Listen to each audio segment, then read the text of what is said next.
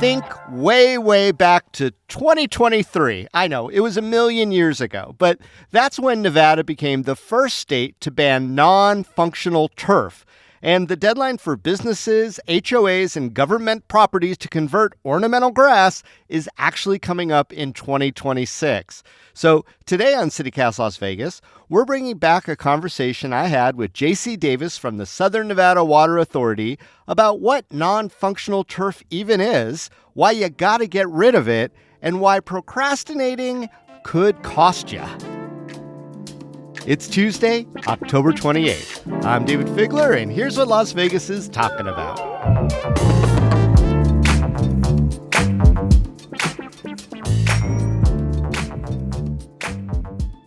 So tell me what the Water District has been doing with regard to the issue of lawns, and tell me about some recent legislation that I understand the Water District was behind. It's interesting you bring up lawns, because lawns are actually one of the primary drivers for that legislation, AB 356. We've been pleading and paying people for the better part of 2 decades to take out purely ornamental grass and replace it with drip irrigated plants. And the reason's pretty simple, because those plants on the same footprint use 75% less water, right? So it's a great way to extend our community's water supply. And residents have taken us up on it in a big way. Residents have already removed about 2/3 of their purely ornamental turf. And when I say purely ornamental turf, I'm really talking about front lawns. Right. Because let's face it, we don't live in rural Indiana. Nobody plays in the front yard here. And so they have voluntarily done this. And by the way, they are not subject to this new law. Residents are not. What we have found, though, is that the business community and office parks and homeowners associations with their entry turf and their streetscapes and stuff have lagged far behind. They've only taken out about 25% of their non-functional turf. And they were very resistant to doing so, even though it benefited them in terms of the security of the community's water supply. They just weren't having it. Right. And so with conditions deteriorating on the Colorado River as they are, we said, well, we need to really do something about that. Okay, so now on this bill that we're going to be talking about on the podcast today, Assembly Bill 356, is this just a first step, or was this the most important thing that we needed to do right now? This was the most important thing that we needed to do right now. We're certainly exploring other avenues that don't involve landscapes right now, and I can talk about those in a bit. But again, like I said, residents have already stepped up in a meaningful way, right? They're taking out their front yards and they're replacing it with plants. But the other sectors of the community have lagged far behind in terms of their willingness to embrace conservation. So we needed to move this forward and compel them to do so, because they just weren't inclined to do it. Nobody goes to a gas station because it has a lawn. Nobody picks a dentist because there's a lawn in front of the office complex. That's not how those decisions get made. Right. And so if they weren't going to do it voluntarily, we had to compel them to do it. And what's interesting about AB 356 is that, well, first of all, it doesn't actually require them to remove the grass. And because you're an attorney, you'll appreciate this. The law actually says that water agencies after 2026 cannot use the community's municipal water supply from Colorado River for irrigating that non-functional grass. So if people want to stock up on Avion for their business park, I suppose they can. But from a functional perspective, we believe a lot of people are just going to convert it over to drip irrigated plants. Yeah, just not practical to grab those bottles of Evian or Perrier and hand water your ornamental grass out front of your business, right? Exactly. And you kind of ask the question in terms of, is this the big thing? We have disadvantages and advantages in terms of our water supply. Our primary disadvantage is that back when they divvied up the Colorado River almost 100 years ago, depending upon which theory you like, either our guy was at the bar or they realized that Southern Nevada really didn't have any agricultural potential, and therefore they gave us a tiny share. We only get 1.8% of the river's flows, despite the fact that we're the only metropolitan area using the Colorado River that's actually within 100 miles of the river. But that's how it is. Those rules are set in stone and they cannot be changed. And there's a lot of discussion about that. Right. Did we get a fair share or not? And whether or not, when those accords were being made, whether anyone could predict the explosive growth of Southern Nevada.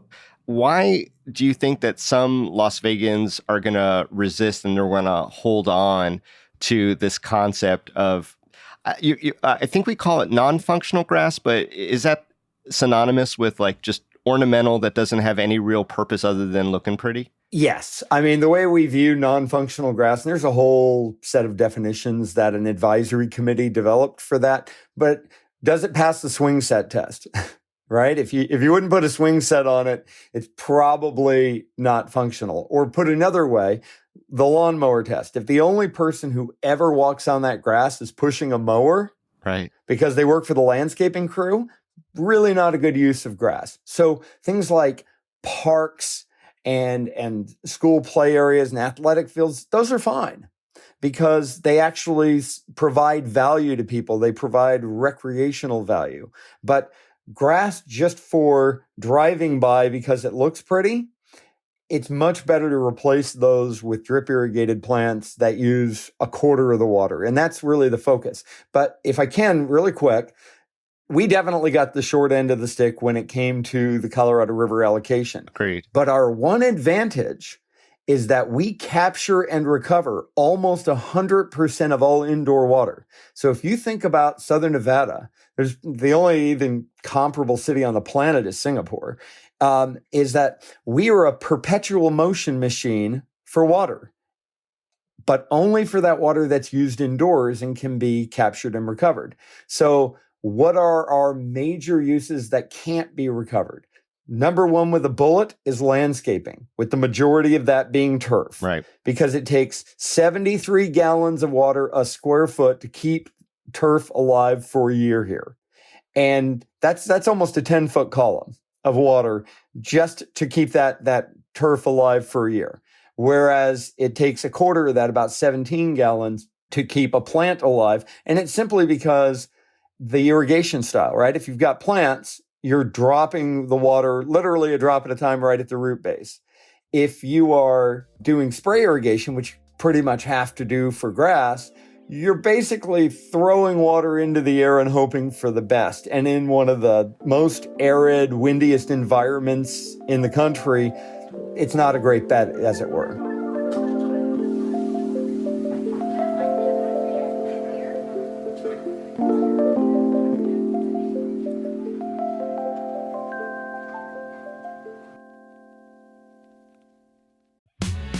The Water Lantern Festival is coming back to Las Vegas on Saturday, November 1st at Sunset Park. It'll be an unforgettable evening filled with community, connection, and thousands of lanterns lighting up the water. It's a family-friendly festival that has something for everyone. Food trucks, live music, and activities to enjoy before the lantern launch. Gates open at 3 p.m., the festival runs until 7, and the breathtaking lantern launch begins at 6 p.m.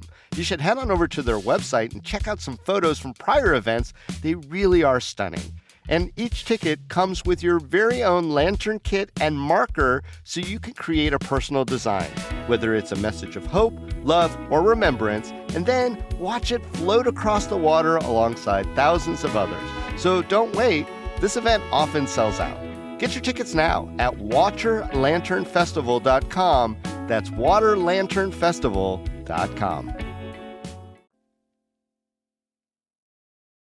One of the things that we've talked about on this podcast before are heat islands. And we know that when you get rid of green stuff and you replace it with gravel and rock and asphalt and things like that, it also has an impact. So how do we assuage those folks who are saying, we can't do things that make it hotter and removing turf makes it hotter?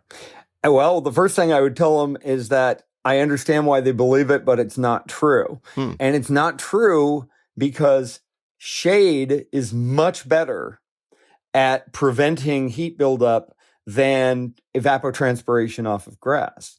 And so one of our requirements for doing a turf conversion to drip irrigated plants is that you have to have, at a minimum, 50% canopy coverage between trees and plants. And on the point of trees, we're big advocates of trees. Trees are our friends for exactly the reasons that you stated and more.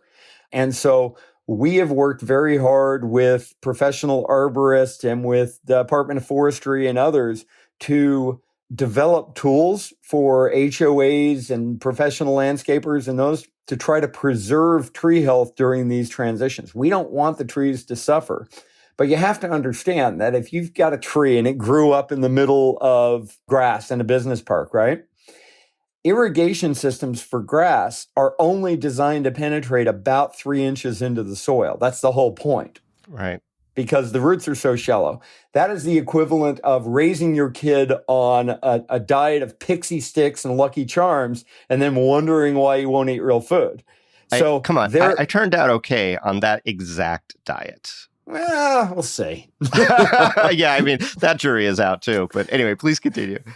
So there's some things you have to do to protect those plants and trees during and after the transition, because you've actually got to train the roots, which have grown up their whole life reaching for the surface because that's where the water is. Right. And you've got to train them to go down. And it's a process, but it actually can be done. And we're over 200 million square feet of turf converted. So we've kind of got the hang of it in terms of preserving tree health. Yeah, and I appreciate that. So are there any stories that you've gathered, positive stories of the benefits of the removal of turf from some businesses or others in the community? Well, I mean, the biggest thing they see is that their water bills decrease substantially. The second thing they see is that they're not having to resurface their parking lots or their streets nearly as often. So, for instance, HOAs, resurfacing the streets is actually kind of a big expense for them. As it turns out, the two arch enemies of asphalt are sun and water. So wrought iron gates that have rusted out because they're in the path of spray irrigation, stucco that's gotten ruined, buildings that have to be repainted. All of these things that are sort of invisible cost, suddenly when you don't have water causing that damage, business owners, apartment managers, all the HOA association management companies, they were all like, wow, that actually got a lot less expensive. And all we had to do was stop spraying water on places that don't want to have water sprayed on them. Right. And you think people, and especially these businesses, are going to do this turf removal, just bringing it back to the subject of AB 356 now when it's not really required until 2026? Well, yeah, we're actually, that's part of what my group does is manage all of the turf conversions for non-residential sections. We're actively reaching out to all of those entities that have turf saying, hey, you want to get an early seat on the bus? Because the law of supply and demand, not the law of AB 356, but the laws of economics dictate that as demand grows and supply remains roughly the same, prices are going to increase, right? So plant materials are going to cost more. Landscaping services to do the conversions are going to cost more. So we're actively encouraging people to do it sooner than later. And in fact, we even worked with the state to expand an existing low interest loan program that was designed for energy efficiency projects to encompass water efficiency projects. It seems like that creativity and those type of incentivizing is working well. I mean, from what we talked about with the xeriscaping or the lawn removal for residents to this, that it sounds great.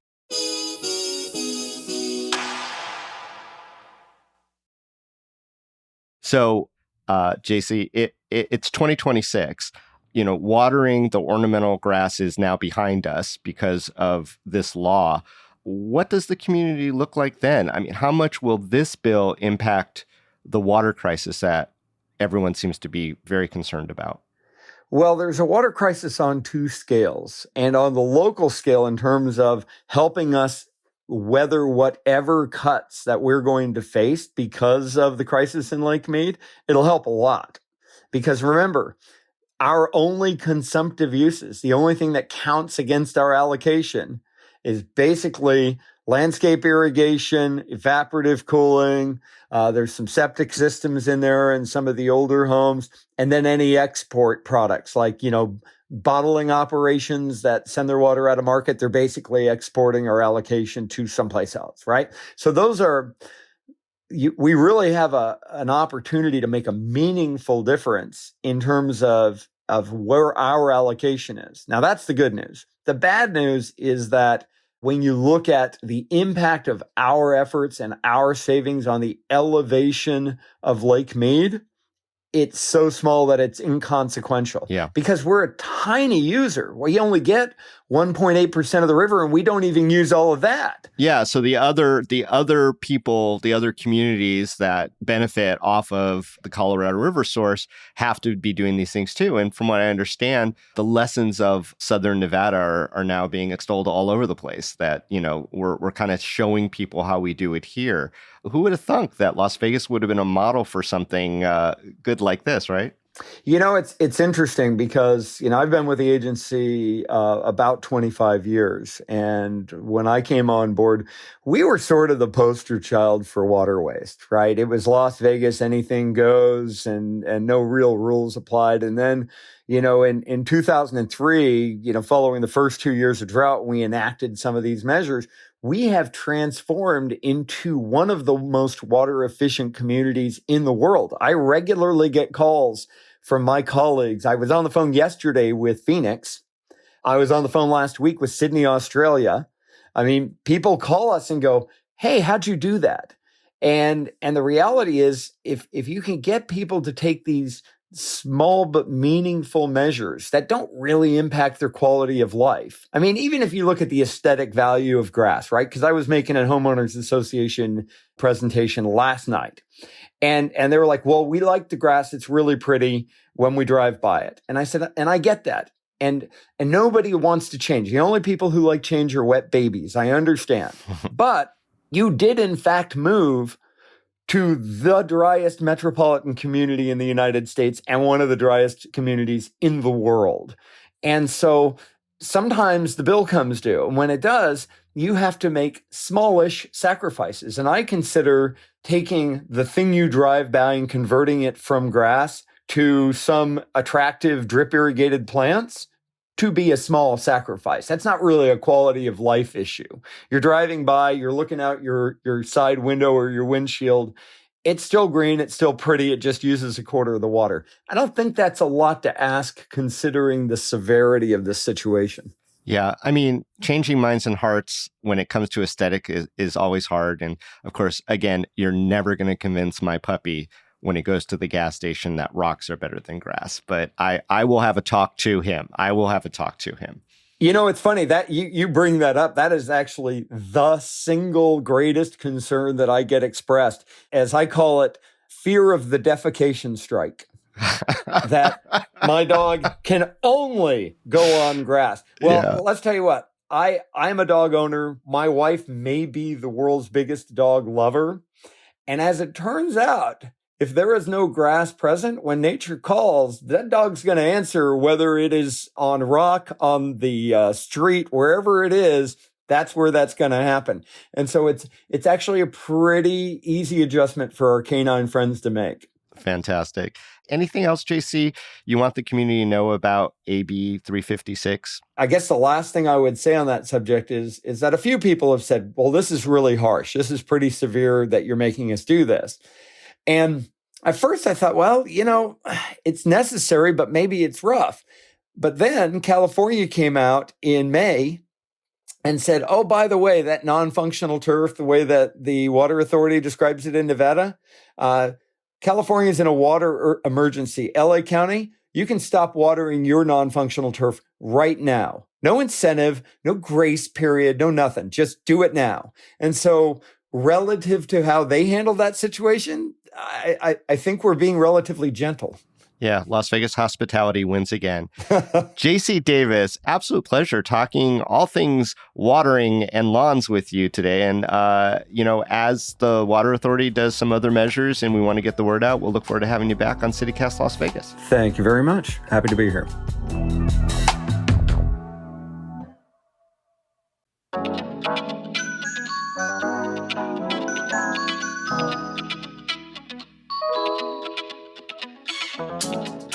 That's all for today here on CityCast Las Vegas. If you enjoyed the show, go tell a friend. You can also rate our show with the stars and whatnot. Leave us a review too, and subscribe to our morning newsletter. Don't forget, you can support this show and get great perks by becoming a CityCast Las Vegas neighbor at membership.citycast.fm. We'll be back tomorrow morning with more news from around the city. Till then, stay lucky.